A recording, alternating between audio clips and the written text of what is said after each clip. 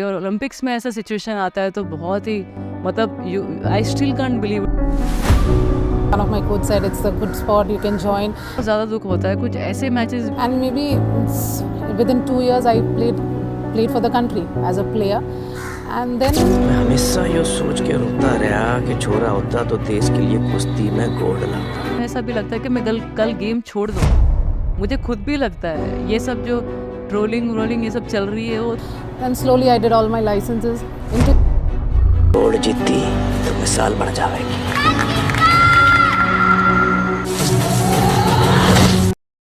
एक पल के लिए सोचो, एक लड़की असम के एक छोटे से गांव से, जिसके पास ना बड़े स्टेडियम है ना ही फैंसी इक्विपमेंट, फिर भी वो दुनिया के सबसे बड़े मंच पर भारत का झंडा लहराती है। ये कहानी है हिमा दास की। या फिर एक औरत जो 3 बच्चों की मां होने के बावजूद बॉक्सिंग रिंग में दुनिया को हरा देती है। ये कहानी है मैरी कॉम की।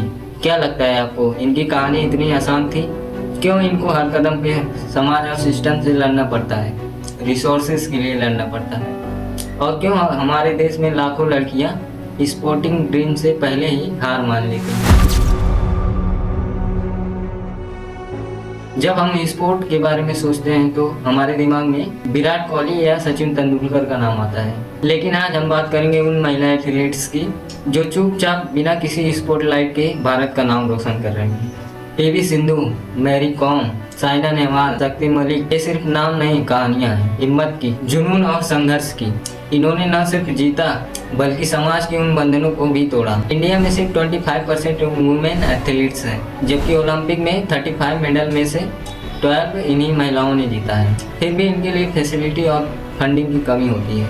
और दूसरा, समाज का रोल और उनके ताने और सेफ्टी का कोई अता पता नहीं। स्पोर्ट में सफलता के लिए 3 चीज़ें बहुत जरूरी होती हैं: ट्रेनिंग फैसिलिटी, अच्छे कोच और सही इक्विपमेंट। लेकिन भारत में वुमेन एथलीट के लिए ये तीनों ही बड़ी चुनौती है। CAGA के एक रिपोर्ट के मुताबिक इंडिया के 60% ट्रेनिंग सेंटर्स में महिलाओं के लिए अलग चेंजिंग रूम या रेस्ट रूम तक नहीं है। सोचिए, एक लड़की को जब बेसिक फैसिलिटी ही ना मिले तो कैसे वो अपने खेल पे फोकस करेगी। ये समस्या रूरल एरियाज में और भी गंभीर है। इंडिया में 70% लोग गाँव में रहते हैं, लेकिन SAI के सिर्फ 10% ट्रेनिंग सेंटर्स वहाँ हैं। हिमा दास जो असम के ढींग गांव से हैं, जब वो छोटी थी तो उन्हें अपने ही स्कूल के ग्राउंड में नंगे पैर ट्रेनिंग करनी पड़ती थी, क्योंकि उनके पास प्रॉपर रनिंग शूज नहीं थे। एक बार हिमा ने बताया, मैं सेकंड हैंड स्काइप यूज करती थी जो मेरे भाई के दोस्त ने दिया था। आज वो ढींग एक्सप्रेस के नाम से पूरी दुनिया में मशहूर है। लेकिन सोचिए, कितनी लड़कियों के सपने ऐसे ही रिसोर्सेस की कमी की वजह से टूट जाते होंगे। अब बात करते हैं कोच की। भारत में सिर्फ 12% कोचिंग महिला है। दीपिका कुमारी झारखंड रांची से हैं। वो एक आर्चर है जो दुनिया की नंबर 1 तक पहुंचती हैं।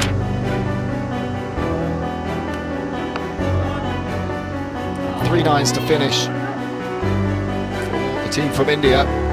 दीपिका ने एक इंटरव्यू में बताया, शुरुआती दिनों में उन्हें मेल कोचेस के साथ ट्रेनिंग करना अनकंफर्टेबल लगता था, क्योंकि उनके ट्रेनिंग कैंप में कोई भी महिला स्टाफ नहीं थी। यह एक छोटी सी बात लगती है, लेकिन ये लड़कियों के कॉन्फिडेंस और पार्टिसिपेशन पर बड़ा असर डालती है। अब फंडिंग की बात करते हैं। यहाँ भी भेदभाव दिखता है। एक तरफ मेल क्रिकेटर को करोड़ों में स्पॉन्सरशिप मिलते हैं, वहीं PV सिंधु जैसे टॉप एथलीट्स को कुछ लिमिटेड ही एंडोर्समेंट मिलते हैं। लवलीना बोरगोहान असम के एक छोटे से गांव गोलाघाट से है। लवलीना के परिवार के पास इतने पैसे नहीं थे कि वो ट्रेनिंग का खर्चा उठा सके। उनके पापा ने एक इंटरव्यू में बताया, हमने गांव वालों से चंदा इकट्ठा किया, तब जाके लवलीना के लिए एक बॉक्सिंग ग्लव्स खरीद पाए। आज लवलीना ओलंपिक्स में ब्रॉन्ज मेडलिस्ट है। लेकिन कुछ रोशनी भी है इस अंधेरे में। खेलो इंडिया प्रोग्राम ने बहुत सी लड़कियों को नई उम्मीद दी है। मीराबाई छानू, मीरापुर की एक वेट लिफ्टर। मीराबाई खेलो इंडिया के स्कॉलरशिप की वजह से अपनी ट्रेनिंग कंटिन्यू कर पाई और 2020 में टोक्यो ओलंपिक्स में सिल्वर मेडल जीता। लेकिन ये भी सच है कि खेलो इंडिया का 80% फोकस शहरी इलाकों पे है। रूरल एरिया अब भी पीछे है। कम फैसिलिटी की वजह से कम लड़कियां स्पोर्ट में आती हैं और कम पार्टिसिपेशन की वजह से फंडिंग भी कम होती है। और अगर हम इस साइकिल को तोड़ना चाहते हैं तो सरकार और समाज दोनों को एक साथ आना होगा।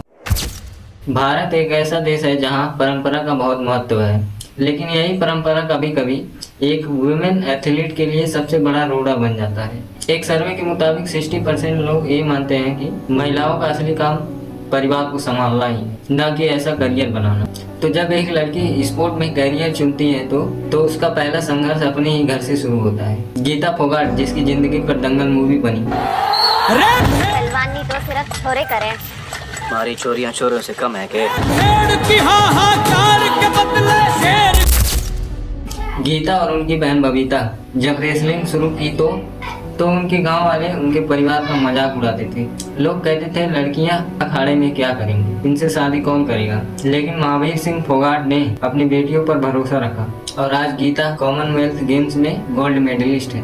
ये कहानी बताती है कि फैमिली का सपोर्ट कितना जरूरी होता है, लेकिन ये बहुत ही रेयरली दिखता है जहाँ पूरी तरह फैमिली सपोर्ट करती है। लोग कहते हैं बॉक्सिंग लड़कियों का खेल नहीं है। मैरी कॉम मणिपुर की लड़की बॉक्सिंग रिंग में 4 बार चैंपियन बनी। जब मैरी ने बॉक्सिंग शुरू किया तो उसके गांव वालों ने कहा ये बॉक्सिंग लड़कियों का खेल नहीं है, छोड़ दो इसे। मैरी ने एक इंटरव्यू में बताया, मुझे लोग ताना मारते थे ये लड़की होकर लड़कों का गेम खेल रही है।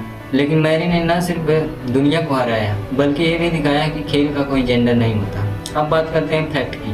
नेशनल हेल्थ सर्वे के मुताबिक सिर्फ 20% महिलाएं फिजिकल एक्टिविटी करती हैं, क्योंकि समाज लड़कियों को स्पोर्ट्स से ज़्यादा घर के कामों में इन्वॉल्व रहने के लिए कहता है। साइना नेहवाल जब छोटी थी तब उनके ट्रेनिंग के लिए उनके परिवार को हैदराबाद शिफ्ट करना था। साइना के पापा ने एक इंटरव्यू में बताया, रिलेटिव कहते थे लड़की के लिए इतना खर्चा क्यों, पढ़ाई लिखाई कराओ, शादी करो। लेकिन साइना के परिवार ने उनका साथ दिया और आज उन्हें कौन नहीं जानता।